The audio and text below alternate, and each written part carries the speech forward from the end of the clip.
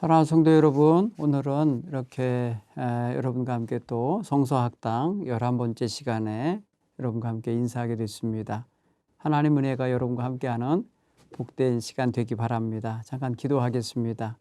하나님 고맙습니다. 우리 동부교회 사랑하는 성도들 성서학당을 통해서 하나님 말씀에 되어져간 모든 과정들을 함께 이야기로 풀어가게 하시고 또 자신들의 마음속에 흐트러졌던 성경 지식들을 하나하나 실의 구슬을 꿰듯이 꿰어갈 수 있는 시간을 주셔서 감사합니다. 오늘도 하나님께서 처음 시간부터 끝 시간까지 함께 주관해 주옵소서.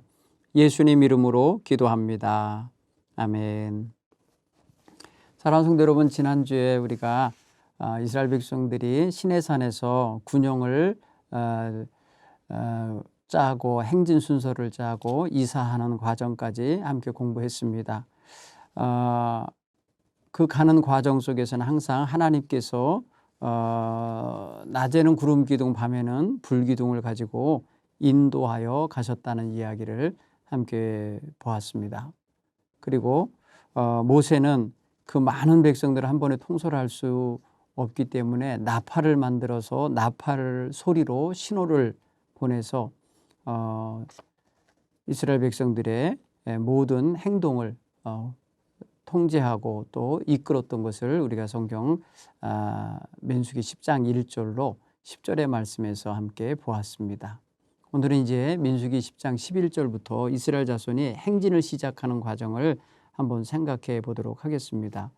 그 행진하는 과정을 보면은 둘째 해 둘째 달 스무날에, 그러니까 제2년 2월 20일 날 하나님의 구름이 증거 장막 위에 떠올라서 출발하게 되는 모습을 보게 됩니다. 그래서 시내 광야에서 출발해서 바란 광야에 구름이 머물므로써 바란 광야까지 행진하는 이야기가 민수기 10장 11절 이하에 나옵니다.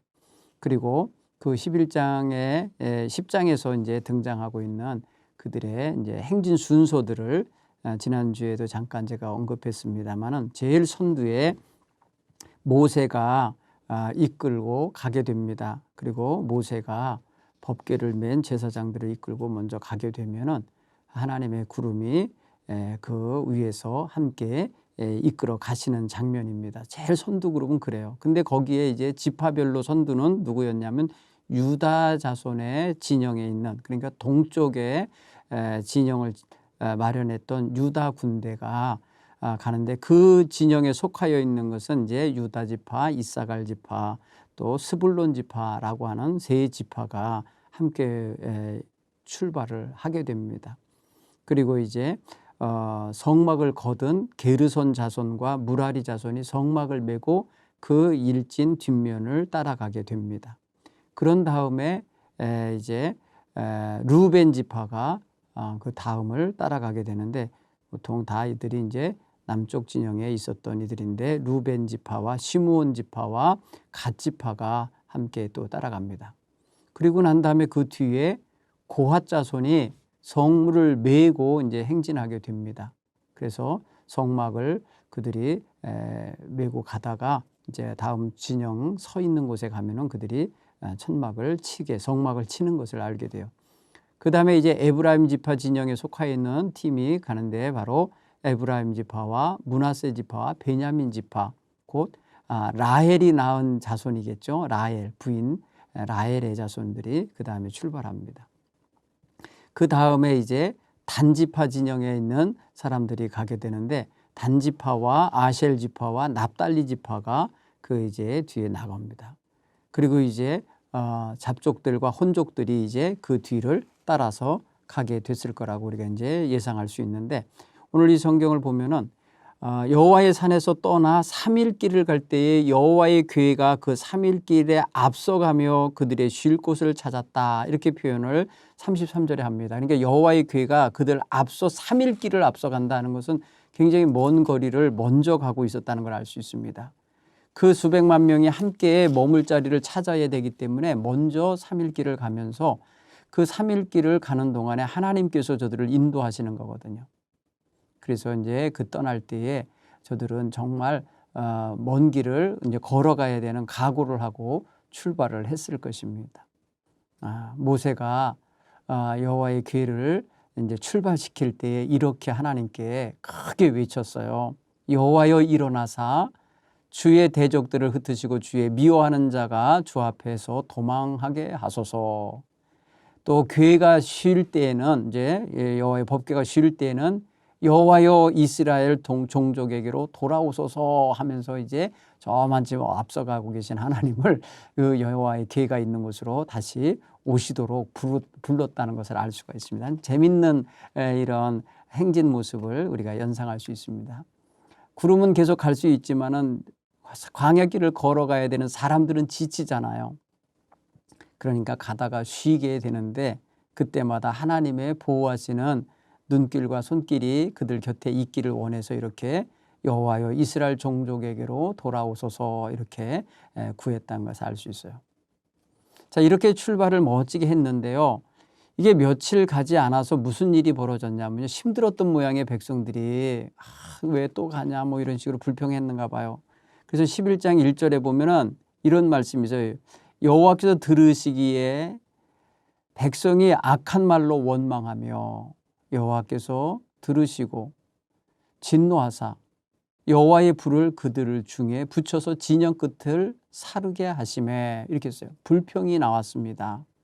11장 1절에 이제 시내산에서 1년 가까이 이제 지내다가 출발을 했는데 힘들었던 것 같아요. 그러니까 원망하며 불평했던 것. 상상이 가잖아요. 뭐라고 불평했겠어요? 힘드니까, 목마르니까, 지치니까, 쉬었다가 하고 막 좀 며칠이고 묵었다가 하면 좋은데 계속 하나님의 구름이 저들을 재촉하면서 이끌어 가시니까 불평을 했던 것 같아요. 그래서 하나님이 저들의 진노하시는 일이 벌어져요. 그것은 바로 하나님의 말씀을 받은 백성들이고 하나님과 언약을 맺은 백성이고 하나님과 함께 살게 된 백성인데도 불평을 하니까 하나님이 진노하시는 거 보세요. 그때 왜 백성이 그 하나님의 내리신 불로 인해서 그들의 텐트촌이 막 타기 때문에 두려웠던 거예요. 그래서 모세에게 부르짖으며 이거 어떻게 해결해 달라고 할 때 모세가 여호와께 기도했어요. 그랬더니 그 불이 꺼졌다고 성경은 표현합니다. 화재 사건이 있었던 거죠. 그래서 그곳 이름을 다베라라 불렀다 이렇게 말했습니다. 사랑하는 성도 여러분, 우리가 살면서 하나님 말씀을 듣고 하나님과의 관계를 잘 맺었다고 그래도 우리의 입에서 삶의 불편함이 불평으로 표현되고 원망으로 표현돼서는 안 됩니다. 우리는 항상 하나님의 섭리와 인도하심을 믿고 그 가는 길에 동행하고 계심을 믿고 갈 수 있어야 되겠습니다. 그래서 11장 4절에 또 다른 불평이 나오기 시작하는데 이때는 뭐 때문이냐면 고기를 먹고 싶다 하면서 그들 중에 섞여 사는 다른 인종들이 탐욕을 부려서 그렇게 불평할 때에 이스라엘 자손도 다시 울며 누가 우리에게 고기를 주어 먹게 할꼬 이러면서 고기를 먹고 싶다고 울부짖는 사건이 벌어졌어요. 게다가 우리가 애굽에 있을 때에 값없이 생선도 먹고 오이도 먹고 참외도 먹고 부추도 먹고 파와 마늘도 먹었던 게 생각나는데 지금 이게 뭐냐? 광야에 나왔더니 먹을 것도 하나도 없고 이제 우리 기력이 다 했다. 만나 외에는 뭐 베는 것도 없고 먹을 것도 없다 하면서 불평을 하는 거예요.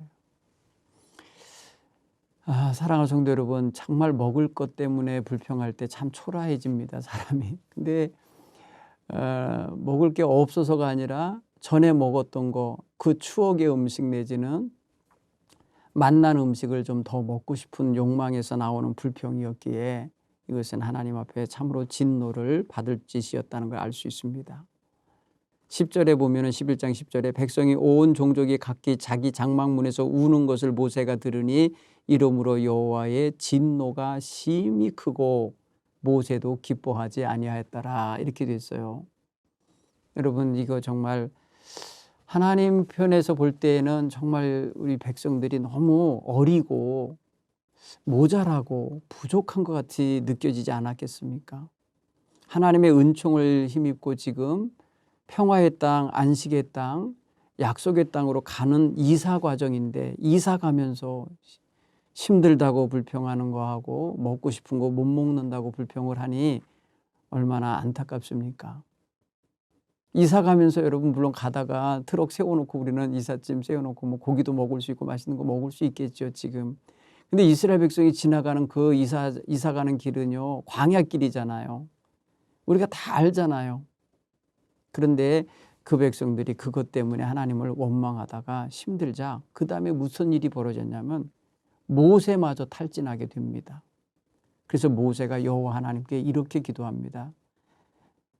여호와께 여쭈어 어찌하여 주께서 종을 괴롭게 하시나이까 어찌하여 내게 주의 목전에서 은혜를 입게 아니하시고 이 백성들을 내게 맡기사 내게 짐이 되게 하셨나이까 짐을 지게 하시나이까 이 모든 백성을 내가 배웠나이까 내가 그들을 낳았나이까 어찌 주께서 내게 양육하는 아버지가 젖 먹는 아이를 품듯 그들을 품에 품고 주께서 그들의 열조에게 맹세하신 땅으로 가라 하시나이까.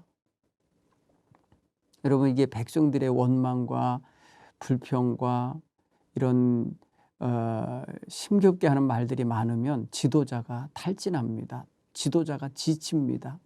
지도자가 힘이 들어서 이렇게 절망합니다. 여러분 모세가 정말 제일 뭐랄까요 약해진 부분이 여기에요. 여러분 출애굽기나 민수기를 읽어보면은 그 광야 생활을 보여주는데 모세가 이렇게 힘들어할 때가 없었던 것 같아요. 그래서 이렇게 말합니다. 책임이 심히 중하여서 나 혼자는 이 백성을 도저히 감당할 수가 없나이다. 이 백성을 내가 혼자 이끌어갈 수가 없겠습니다. 이 모든 백성에게 줄 고기를 내가 어디서 어떻게 구해서 먹이게 하겠습니까? 이 짐은 너무나 무겁습니다. 이렇게 하나님께 모세도 불평 아닌 불평을 하면서 탈진을 하고 모든 거 포기하고 싶어하는 마음을 갖게 했어요. 그때에 그 마음속에는 죽고 싶었던 모양이에요. 모세가 주님께 이렇게 말합니다. 내가 구하옵나니 내게 은혜를 베푸사 즉시 나를 죽여 내가 이 고난당함을 내가 보지 않게 하옵소서. 죽게 해달라고 그렇게 할 정도로 힘든 거예요. 여러분 불평은 이렇게 사람을 힘들게 하고요. 죽고 싶게 만들어 버리나 봐요. 우리 모세가 위대한 영도자가 이렇게 힘들어할 때 하나님은 그에게 강림하셔서 말합니다. 백성 가운데 장로와 지도자 될 만한 사람 70명을 모아서 내게로 데리고 와라. 나와 이 회막에서 만나서 내가 그들에게 내가 너에게 준 그 영을 그들에게도 주어서 너와 함께 그 백성의 짐을 담당하고 너 혼자 담당하지 않게 하겠다. 이렇게 약속을 하죠. 여러분 이제 보세요. 탈진하고 힘든 상황에서 하나님이 챙겨주시는 장면이에요. 모세야 너 힘들어하는구나. 내가 너를 도울 자 70명을 세워주겠다. 내가 네게 임한 그 영을 성령을 내가 그 70명에도 부어줘서 너와 함께 짐을 나누어 지게 하겠다. 이렇게 하나님께서 70명의 보조 리더들을 붙여주시겠다고 그렇게 하셨어요. 그리고 내가 이 백성에게 고기를 앞으로 닷새나 열흘이나 20날만 먹을 뿐 아니라 아예 한 달 동안 먹이겠다. 그래서 저들이 고기 냄새조차도 싫어할 만큼 내가 먹이겠다. 이렇게 하시면서 하나님이 한꺼번에 문제를 다 해결해 주시겠다고 말씀하세요. 하나님께서 그 백성들에게 한 달 동안 고기를 주워 먹게 하시겠다니 얼마나 놀라워요. 근데 모세는 그것을요 계산을 한 것 같아. 얼른 하나님이 이 60만 명이나 장정범 60만 명 이 백성을 어떻게 먹이시려고 그러시냐는 거예요. 양과 소떼를 잡았을 때 이게 족하겠습니까? 바다의 모든 물고기를 잡아들여온들 이게 되겠냐고 말씀할 정도니. 그때 하나님 뭐라고 말씀하신지 여러분 기억하세요? 여호와의 손이 짧으냐? 내가 이제 내 말을 네게 응하는 여부를 보리라. 멋있잖아요. 하나님이 야, 내 손이 짧으냐? 내 능력의 손이 얼마나 큰지 아냐? 이렇게 말씀하시는 거예요. 이루시겠다는 의미죠. 네가 보게 되리라. 이렇게 해서 여러분, 하나님께서 이스라엘 백성들을 위해서 메추라기를 잔뜩 먹게 해주시는 이야기가 나옵니다. 멋있죠? 여러분, 하나님께서 원망을 들으셨을 때 진노하시고 주의 종이 탈진하면서 부르짖을 때 들으셔서 그 모든 문제를 해결해 주고 계신 그런 역사를 우리가 11장에서 볼 수 있습니다. 그런가 하면요, 12장에서 모세에 대하여 비난하고 조롱하고 정죄하던 모세의 친형제 자매인 아론과 미리암에 대한 이야기가 나오는데, 모세가 구스 여자를 취하여서 아내를 삼았던 모양이에요. 구스 여자라고 하면은 아프리카 여자예요. 아프리카가 어디예요? 애굽에서 나왔으니까 애굽이 아프리카 아닙니까? 그러니까 아마 종족이 아닌 이 여러 잡족들이 함께 나왔다고 그랬잖아요. 그 중에 구스 여자를 취하였다 그랬어요. 그래갖고 나이 80 먹은 할아버지 모세가 젊은 여자를 아내로 삼았던 것 같아요. 그것 때문에 그의 누나랑 형이 막 비난을 했을 때에 하나님이 불러왔습니다. 그들을 다 불러서 여호와의 장막 앞에 세워놓고 말씀하십니다. 너희 세 사람은 회막으로 나오라. 세 사람이 나아가며 여호와께서 구름 기둥 가운데로부터 강림하사 장막문에 서시고 아론과 미디암을 부르시는지라. 두 사람이 나아가며 이르되 내 말을 들으라. 너희 중에 선지자가 있으면 나 여호와가 환상으로 나를 그에게 알리기도 하고 꿈으로 그와 말하기도 하거니와 내 종 모세와는 그렇지 아니하니 내가 내 온 집에 충성함이라. 그는 내 집에 온 집에 충성하는 자라. 그와는 내가 대면하여서 명백히 말하는 사이다. 은밀한 말로 하지도 아니하고 직접 말을 소통하는 그런 대상이다. 함부로 너희가 모세를 어찌 함부로 비난하고 그리하냐. 이 사람 모세는 온유한 사람이다. 지면의 모든 사람보다 더하다. 이렇게 말씀하시는 거예요. 곧 뭐냐면 하나님의 종을 비방하다가 그만 하나님께로부터 진노함을 사서 그만 미리암이 나병에 걸려 눈꽃같이 피는 그러한 피부가 되고 말았어요. 피부가 허해지면서 아마 이제 나병의 증상이 나타난 것 같고요. 제사장인 아론은 그걸 보고 깜짝 놀랐어요. 아론은 제사장으로서 이제 백성들의 문둥병이 어떤 것인지를 분별해내는 사람인데 그걸 딱 보고 놀래버린 거죠. 그랬을 때에 아론이 모세에게, 동생이잖아요. 근데 모세에게 이렇게 표현합니다. 슬프도다. 내 주여, 우리가 어리석은 일을 하여 죄를 지었으니 청하고 내 그 벌을 우리에게 돌리지 마소서.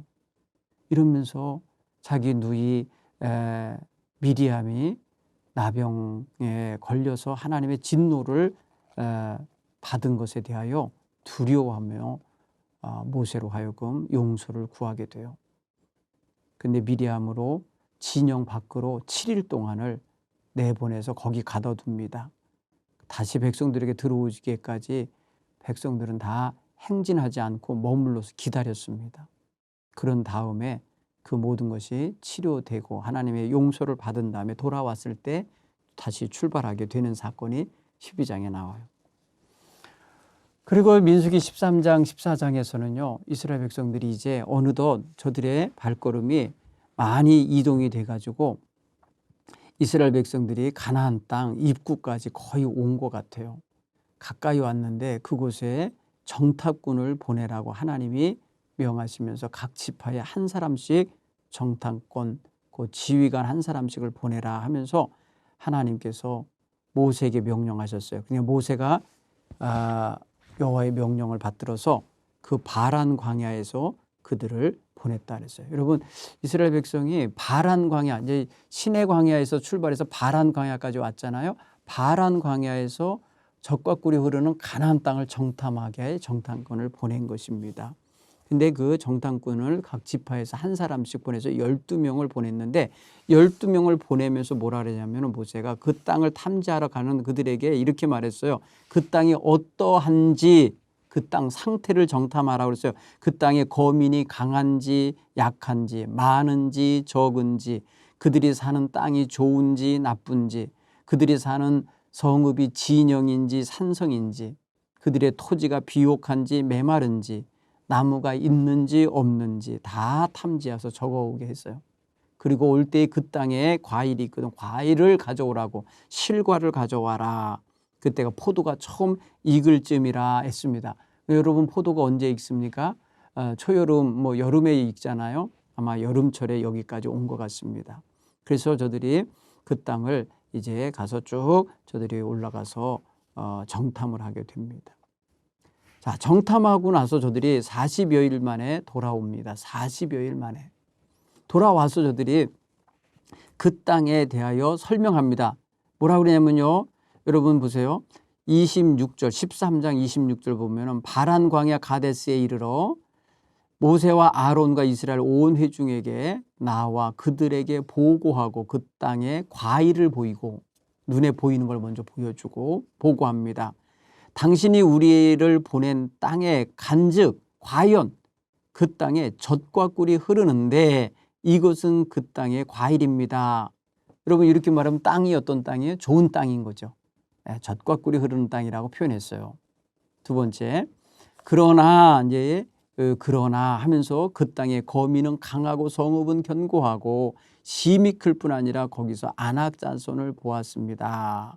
그들이 남방 땅에 거주하고 헷 족속과 여부수인과 아모리인은 산지에 거주하고 가나안인들은 해변과 요단 강가에 거합니다. 그래서 아말렉은 남쪽에 살고 헷 족속과 여부수 족속과 아모리 족속은 산지에, 그리고 가나안 족속과 가나안인들은 해변, 그 지중해 해변과 요단 강변에 이렇게 살더라. 이렇게 이제 그 백성들에 대한 이야기도 얘기했고 그들의 성읍에 대한 이야기도 했습니다.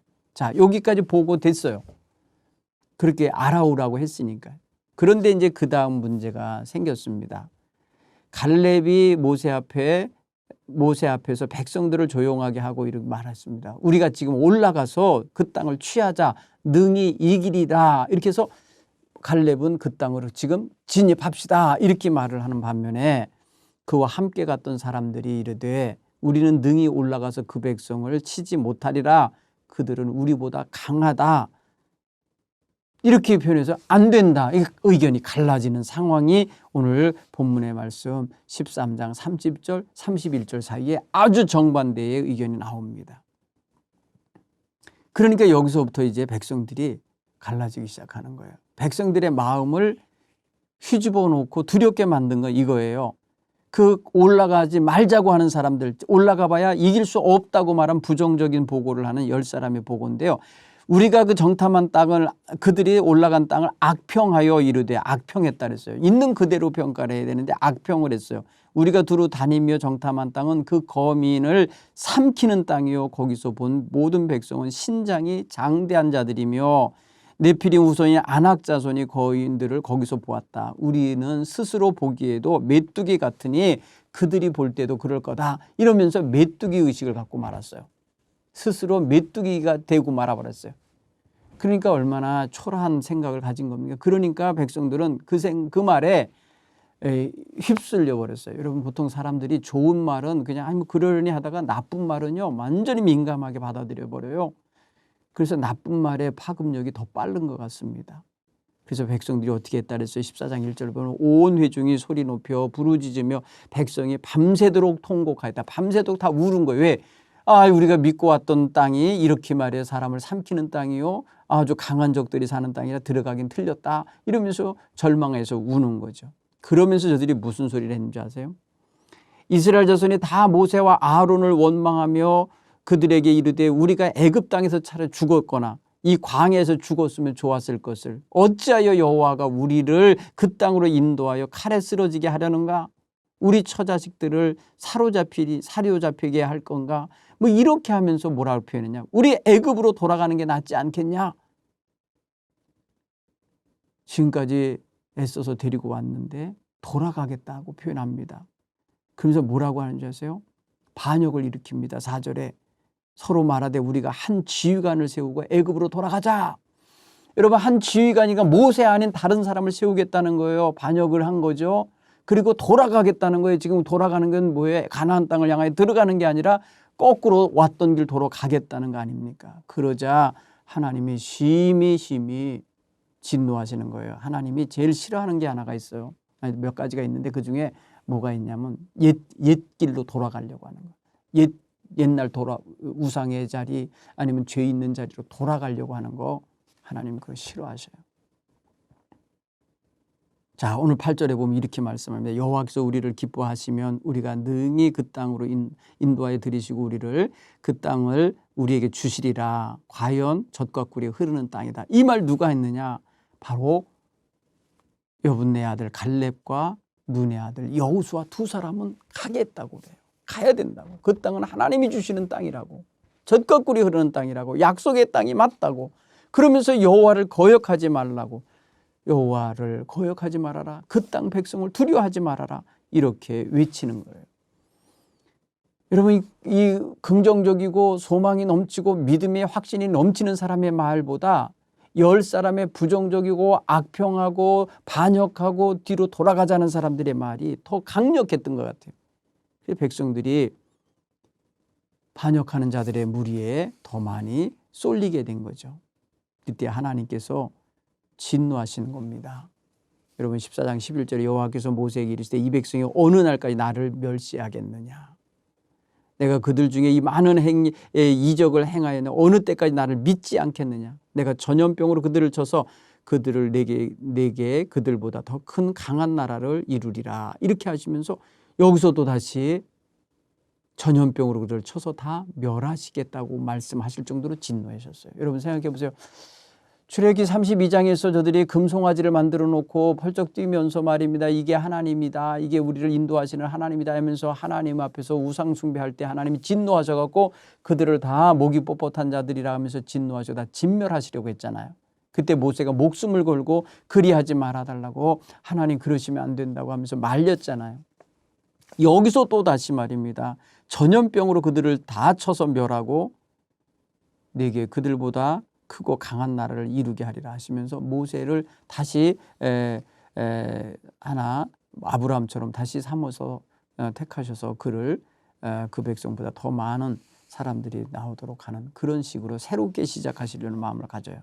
그때 하나님께서 또다시 모세가 또다시 여호와께 중보의 기도를 합니다. 13절에 여호와께 여쭈어하르되 이렇게죠. 애굽인 중에서 주의 능력으로 이 백성을 인도하여 내셨건을 그리하시면 그들이 듣고 이 땅 거주민에게 전하리이다. 주 여호와께서 이 백성 중에 계심을 그들도 들었으니 곧 주 여호와께서 대면하여 보이시며 주의 구름이 그들 위에 섰으며 주께서 낮에는 구름 기둥 가운데서 밤에는 불 기둥 가운데서 그들 앞에서 행하신 것이니이다. 이제 주께서 이 백성을 하나같이 죽이시면 주의 명성을 들은 여러 나라가 말하기를 여호와가 이 백성에게 주기로 맹세한 땅에 인도할 능력이 없으므로 광야에서 죽였다 하리이다.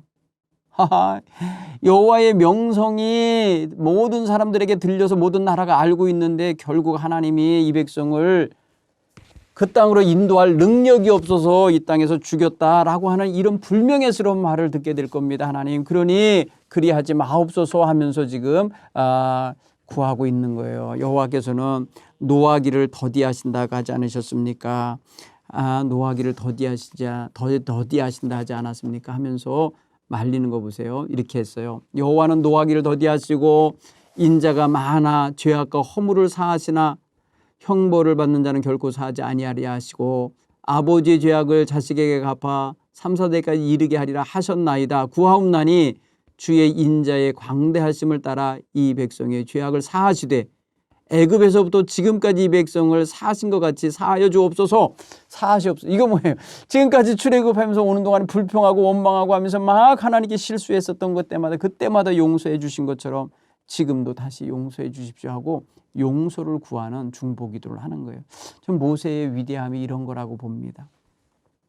정말 속상하고 새로운 한 지휘관을 세워서 애굽으로 돌아가겠다는 것은요, 모세를 거부하는 거잖아요. 모세의 지휘권을 지금 인정하지 않으려고 하는 거잖아요. 그런데도 불구하고 그들을 위해서 하나님께 중보기도 하면서 하나님 저들의 죄악을 사하시옵소서. 지금까지 용서하신 것처럼 사해 주십시오 하며 이렇게 백성을 위해서 기도하시는 것을 보면은 정말 모세가 위대한 영도자고 목회자라는 걸 알 수가 있습니다. 그날 하나님께서는요, 모세의 기도대로 이렇게 말씀하셔요. 여호와께서 이르시되 내가 네 말대로 사하노라. 여러분, 이 민수기 14장 20절에 모세의 기도가 하나님께 응답되고요, 하나님이 그 소리 들으시고 용서해 주시겠다고 그래요. 그러나 이렇게 말씀하셔요. 갈렙, 내 종 갈렙은 그 마음이 그들과 달라서 나를 온전히 따랐은즉 그가 갔던 땅으로 내가 그를 인도하여 드리리니 그의 자손이 그 땅을 차지하리라. 이렇게 말씀하시고, 하나님께 원망하며 불평했던 자들에 대해서 이렇게 말씀해요. 그들이 결단코 그 땅, 맹세한 땅을 보지 못할 것이요 나를 멸시한 사람은 한 사람도 그것을 보지 못하리라. 그 순간에 다 진멸하시지 않았지만은 가나안 땅에 들어가서 그 땅을 보지 못하게 하시겠다고 말씀하세요. 여러분, 한쪽에서 사하신다고 하신 건 그걸 다 진멸하는 것은 사하시지만은 그렇게 충동하면서 다른 사람들을 원망하게 만든 자들 다 하나님께서 가나안 땅, 약속의 땅을 보지 못하게 하시겠다고 말씀하셨어요. 이 악한 회중을 내가 어느 때까지 참겠느냐. 이스라엘 자손이 나를 향하여 원망하는 바 그 원망하는 말을 내가 다 들었노라. 그러므로 너희 말이 내 귀에 들린 대로 내가 너희에게 행하리라. 그리고 말씀하신 게 너희 시체가 이 광야에 엎어질 것이라. 너희 중에서 20세 이상으로서 계수된 자는 나를 원망하는 자 전부는 다 그렇게 죽게 될 거다. 다만 여분네 아들 갈렙과 눈의 아들 여호수아 외에는 내가 맹세하는 땅에 결코 너희 가운데 들어가는 자가 없게 될 거다. 이렇게 말씀하세요. 20세 이상 계수된 자 중에서. 그리고 너희가 사로잡히겠다고 하며 두려워했던 그 너희 자식들 유아들은 내가 인도하여 드리리니 너희가 그렇게 싫어하던 땅에서 그들이 살고 그 땅을 보게 될 거다. 이렇게 말씀하시면서 그날 저들로 하여금 40년 동안 광야에서 헤매게 만드는 그런 심판을 내리세요. 너희는 그 땅을 정탐한 날 수인 40일의 하루를 1년으로 쳐서 그 40년간 너희 죄악을 당당할지니 너희는 그제서야 내가 싫어하면 어떻게 되는지 알리라. 여러분, 여호와 하나님이 싫어하게 만들어버리면 안 돼요. 하나님이 좋아하시도록 기뻐하시도록 말해야 되고요, 그렇게 행동해야 돼요. 여호수아와 갈렙은 하나님 기뻐하시도록 말했고 행동한 사람들입니다. 그 마음이 온전히 하나님을 따랐다고 표현하셨잖아요. 그런데 하나님 앞에서 하나님을 원망하고 하나님의 약속을 믿지 못하고 대했던 자들은 다 그 땅을 쳐다보지 못하고 들어가지도 못했어요. 모세의 보냄을 받고 땅을 정탐하러 가서 40일 동안 그 땅을 밟고 오고 그 땅에 물을 마시고 과일을 먹어본 자들이 악평을 한 거잖아요. 그래서 온 회중 모두에게 가보지도 않은 사람들에게 전부 다 원망하게 만들었잖아요. 이게 여러분 얼마나 불행한 일입니까? 여러분, 우리가 불평하는 게 그냥 내 스트레스 푸느라고 불평하는 것 같지만요, 듣는 사람의 영혼을 죄악으로 끌고 들어가는 일이 되는 거고요, 함께 멸망하게 만드는 결과를 가져올 수 있다는 것 때문에 우리는 조심해야 돼요. 그 땅에 대해서 악평했던 자들 때문에 부하내동하면서 함께 울었고 온 밤 동안 통곡했던 그 백성들 20세 이상 된 자들 다 죽게 됐잖아요. 불행한 일이죠. 여러분, 성경이 우리에게 가르쳐주는 기가 막힌 신앙의 자세를 우리가 여기서 깨달아야 될 줄 믿습니다.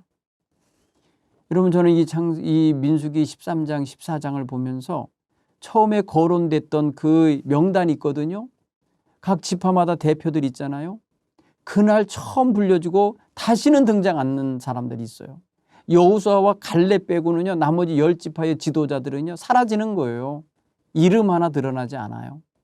여러분, 오늘 우리 신앙생활하는 데 있어서 하나님께 불림받고 하나님께 내 이름 아시지요 하면서 찬양하는 사람들인데, 여러분 불평하고 원망하면서 살다가 그만 모든 걸 다 잃어버린 이들과 같은 이런 부정적인 신앙생활이 아니라 하나님 늘 기억하시고 챙겨주시고 복 내려주시는 그런 신앙인의 길을 걸어가도록 마음에 항상 하나님을 향하여 기뻐하시는 말들, 그런 생각들 하시길 간절히 바랍니다.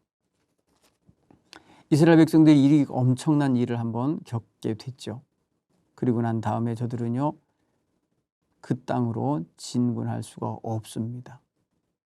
그들은 이제 하나님의 심판 40년 동안 광야를 헤매야만 하는, 광야에서 빙빙 돌아야만 하는 그런 상황이 되고 말았기 때문에 눈앞에 가나안 땅이 있지만 못 들어갔습니다. 이스라엘 백성들의 40년 광야 생활이 왜 생겼는지를 오늘 이 14장의 말씀을 통해서 알아야 돼요.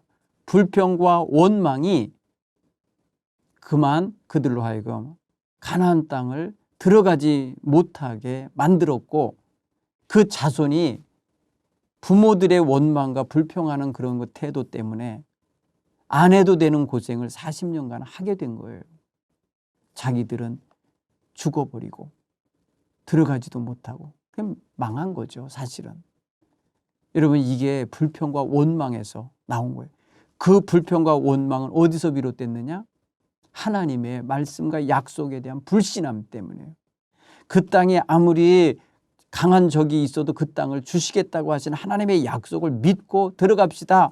지금이라도 가면 우리가 이길 수 있습니다라고 말하는 갈렙과 같은 자세가 모두에게 있었더라면 모두가 다 이 고생하지 않고 바로 진군에 들어갈 수 있었을 겁니다. 그런데 저들이 그러지를 않음으로써 결국에는 망하는 자의 길을 가고야 말았습니다. 사랑하는 성도 여러분, 오늘 우리가 그런 걸 보면서 이 가데스 광야에서 정말 저들이 얼마나 커다란 실수를 했는지 알 수가 있습니다. 그들이 겨우 가나안 땅을 앞에 두고 다시 애굽 땅을 생각했잖아요. 차라리 애굽 땅에서 죽었더라면, 아니면 이 광야에서 죽었더라면 좋았겠다. 왜 우리를 이리로 인도해 갖고 우리로 하여금 칼에 망하게 하느냐고 원망하고 있는 이 모습은 전혀 그들을 이끌어 가시는 하나님의 약속에 대한 확신이 없는 자들이요, 하나님이 자기들을 보호할 거라고 하는 믿음이 없는 자들이었던 것입니다. 그리고 한 장관을 세우고 애굽으로 돌아가자, 한 지휘관을 세워서 돌아가자는 이 반역의 행동은 하나님을 정말 크게 진노하게 만들었다는 것입니다. 하나님께서는 민수기 14장 22절에 이 백성이 하나님에 대해 10번이나 배반하고 원망하고 반역을 했다고 말씀하십니다. 결국은 하나님 앞에서 저들은 심판을 당해서 40년 동안 그들은 다 광야 모래 속에서 죽을 수밖에 없는 인생이 되고 만 겁니다. 이걸 통해 우리가 귀한 믿음의 자세를 새롭게 한번 고쳐갖는 기회가 되기를 바랍니다. 여러분, 그리고 또 이스라엘 백성이 그렇게 해서 다시 광야 생활을 시작하게 됐잖아요. 이스라엘 자손이 광야에 거류할 때 어떤 일이 벌어졌냐면, 이스라엘 자손 중에 특히 레위 자손 속에서 반란이 일어났습니다. 뭐 때문에 이러냐?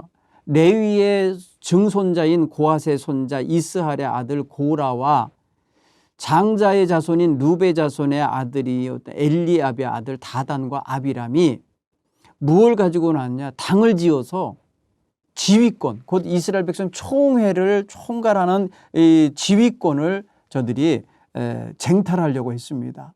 그건 뭐냐면 모세와 아론이 저들을 이끌었잖아요. 그들보다 같은 집안이니까 왜 모세와 아론만 왜 우리 백성들에게 지휘자가 될 수 있냐? 우리도 하자 해갖고 그들 가운데 말입니다. 250명이 말이에요. 모세를 거스리는 반역이 일어납니다. 민수기 16장에 보면은 이날 엄청난 또 사건이 벌어져요. 그래서 하나님께서는 이들의 이 하는 모든 모습 거스러 보시면서 말씀하시는 거예요. 이스라엘 자손들의 레위 자손들에게 말합니다. 이스라엘 회중 가운데서 구별해서 성막 봉사를 하게 해주며 특별히 거룩하게 살게 한 것도 복된 것인데, 분수에 넘쳐서 너희가 지금 제사장 직분을 넘보고 모세가 맡은 영도자의 직분을 넘보고 있느냐? 하나님께서 이거를 굉장히 안 좋게 보셨어요. 하나님의 질서를 지금 흐트러 놓으려고 하는 거잖아요. 자기네 스스로 때를 지어서 당을 지어서 그 짓을 한 거잖아요. 그랬을 때 하나님께서 그 모든 것에 대하여 심히 진노하셔서 그들로 하여금 다 한자리에 각자 자기의 향로를 가지고 나오라고 말씀하십니다. 향로, 그러니까 무슨 그 불 담는 향로를 하나씩 다 가지고 여호와 하나님 앞에 다 모이라고 했습니다. 그래서 고라의 자손들, 그다음에 루벤의 자손들이 함께 그렇게 이제 향로를 들고 다 각자 불을 담아 가지고 여호와 하나님 앞에 나왔어요. 아론도 역시 자기 향로에다가 불을 가지고 나오게 했습니다. 그랬을 때에 어떤 일이 되느냐면요, 하나님께서 그 자손들을 다 그 불로, 그들이 담아온 그 화로에 담긴 불이 저들을 다 삼키게 하십니다.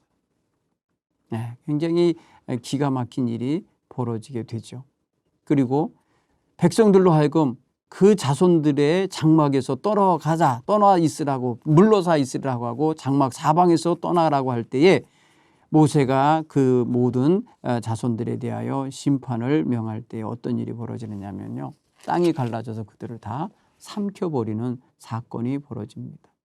곧 반역하는 무리들, 레위 자손들 가운데 고라의 자손들 엄청나게 많은 사람들이 그날 죽임을 당할 수밖에 없고 땅에 산채로 삼킨 바 되는 사건이 벌어지게 됩니다. 여러분, 이런 일이 안 생겨도 되는 일인데 과욕을 부리고 하나님이 적혀주신 선을 넘고 권위를 무너뜨리고 질서를 무너뜨릴 때에 와지는 심판입니다. 여러분, 이 모든 것들을 한번 생각해 보세요. 하나님 앞에서 우리가 하루하루 살아가는 동안에 쉽게 행동하고 말하고 하는 것들이 우리에게 그냥 별스럽지 않게 하지만은 하나님이 들으신다는 거죠. 내가 너희들의 말이 들린 대로 행하리라, 이렇게 말씀하시는 거 보세요. 무섭죠. 그게 바로 구약시대의 광야에서 이스라엘 백성들이 하나님과의 관계를 하나하나 맺어가면서 경험하는 그런 경험들이었던 거예요. 예. 그리고 또 그 백성들에게 그날 가져온 그 향로들을 전부 다 이제 죽은 자들의 향로를 걷어서 다 쳐서 그것을 물두멍을 만들게 하고 거기 뭐랄까요, 제단을 감싸는, 제단을 싸는 그런 용도로 사용하게 해서 사람들로 하여금 그것을 볼 때마다 고라의 자손과 그 무리가 반역하고 난 다음에 어떻게 됐는지를 기억하게 하는 상징물이 되도록 기념물이 되게 하셨습니다. 자, 그리고요, 여러분, 이스라엘 백성들이 이제 무슨 일을 또 했냐면은 아론에 대하여서 원망을 합니다. 레위 지파 중에서 이제 서로 제사장의 그 위치를 또 이제 넘보는 자들이 생겨요. 그래서 레위 자손 가운데 모든 식구들에게 다 이제 뭐 하라 그랬냐면요, 지팡이를 하나씩 만들어 오라 그러잖아요. 이스라엘 자손은 각 가문에 따라서, 조상의 가문에 따라서 지팡이를 만들어 오라고 그랬는데 그 지팡이 12를 취해서 하나님 앞에 가지고 왔을 때에, 회막 안에 두었을 때에 증거궤 옆에다 두라고 했어요. 그리고 났는데요, 이것이 하룻밤 지나고 났을 때 어떻게 됐습니까? 아론의 지팡이에는 움이 돋고 순이 나고 꽃이 피어 살구 열매가 열렸더라. 여러분, 이게 생육의 과정 전체가 1년 동안 벌어질 것이 하룻밤 사이에 다 일어났어요. 움이 돋고 순이 나고 꽃이 피고 살구 열매가 맺었다. 봄부터 가을까지 있어야 될 일을 싹 그냥 한 번에 이루시는 사건을 하나 보이시면서 하나님께서 어떤 지파의 지팡이든지 다 집어 쓰실 수 있지만 지금 아론의 지팡이를 쓰고 계시다라는 걸 보여주신 거예요. 그래서 아론에게 대하여 원망하지 못하게 또 단도리를 해주시는 일이 있습니다. 여러분, 이런 것들을 보면서 하나님이 세우신 질서, 제사장과 용도자의 질서를 위협하지 못하게, 그래서 이스라엘 백성, 그 광야를 이끌어가는 그 이스라엘 백성 전체를 통솔하고 하는 데 있어서 그 리더십을 지켜내 주고 계시다는 걸 알 수 있습니다. 오늘 여기까지 여러분, 우리 성서학당 11번째 시간에 말씀을 나누는데요. 여러분, 광야의 생활의 두 번째 생활, 시내산에서 출발해서 지금 가는 과정 속에 벌어진 몇 가지 일들을 함께 살펴봤습니다. 불평과 원망, 도전, 이런 것들이 저들에게 큰 불행이 됐다라는 사건을 우리가 봤습니다.